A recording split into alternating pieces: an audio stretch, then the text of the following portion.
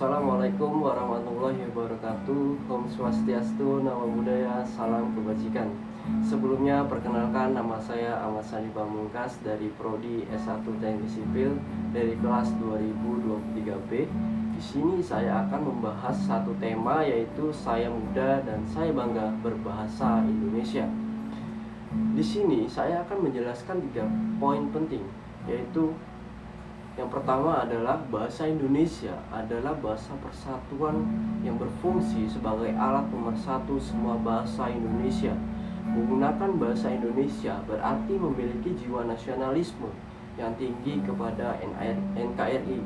Melalui bahasa yang kita pakai sehari-hari ini, hal tersebut karena dengan bahasa Indonesia telah memperkokoh persatuan dan kesatuan bangsa Indonesia. Hal ini sesuai dengan salah satu butir isi Sumpah Pemuda yang berbunyi, "Kami, putra dan putri Indonesia, berbahasa satu, bahasa Indonesia." Bahasa juga memiliki fungsi utama, yaitu sebagai alat komunikasi antar individu, antar kelompok, atau organisasi sosial dalam berbagai konteks kehidupan sehari-hari. Status bahasa Indonesia itu relatif sebagai sistem lambang nilai budaya yang dirumuskan atas dasar nilai sosialnya. Kita sebagai warga negara Indonesia harus cinta dan bangga kepada bahasa Indonesia. Cinta terhadap bahasa Indonesia artinya harus mengenal, memahami, mencintai, dan menggunakan bahasa Indonesia sesuai dengan kaidah penggunaan bahasa Indonesia yang baik dan benar, dan bangga terhadap bahasa Indonesia itu sendiri. Dengan bahasa Indonesia, berbagai suku, berbagai golongan, berbagai ras menyatu dalam kebinekaan Tunggal Ika. Sebagai perbedaan tidak dapat dirasakan oleh seluruh elemen masyarakat karena disatukan oleh satu bahasa, yaitu bahasa Indonesia. Dengan bangga, pastinya kita harus menggunakan dan mencintai bahasa Indonesia. Selanjutnya, yang kedua, inilah beberapa alasan mengapa generasi muda seharusnya merasa bangga dengan bahasa Indonesia. Yang pertama, warisan budaya. Bahasa Indonesia adalah cerminan dari kekayaan budaya Indonesia yang luar biasa. Dalam bahasa ini terdapat sejarah, tradisi, dan kearifan lokal yang membentuk identitas bangsa. Yang kedua, bahasa persatuan.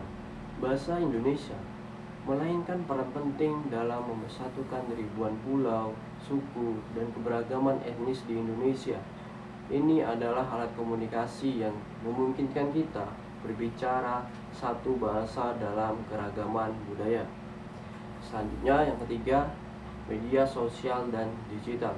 Generasi muda menggunakan bahasa Indonesia secara aktif di media sosial dan di internet.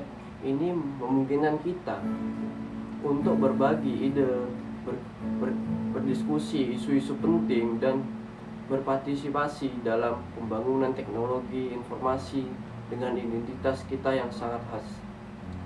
Dan yang ketiga adalah dampak negatif apabila kita tidak menggunakan atau mencintai bahasa Indonesia.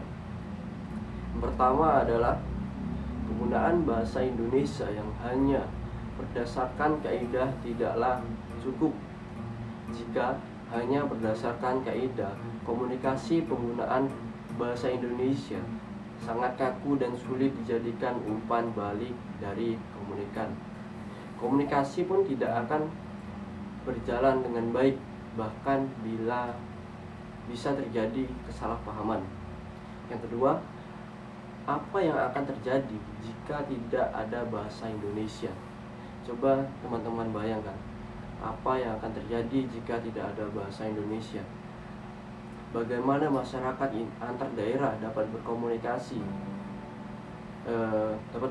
dengan jelas, antar terjalin dengan sulit karena antar penutur bahasa tidak memahami apa yang sedang dibicarakan, maka akan sering terjadi kesalahpahaman.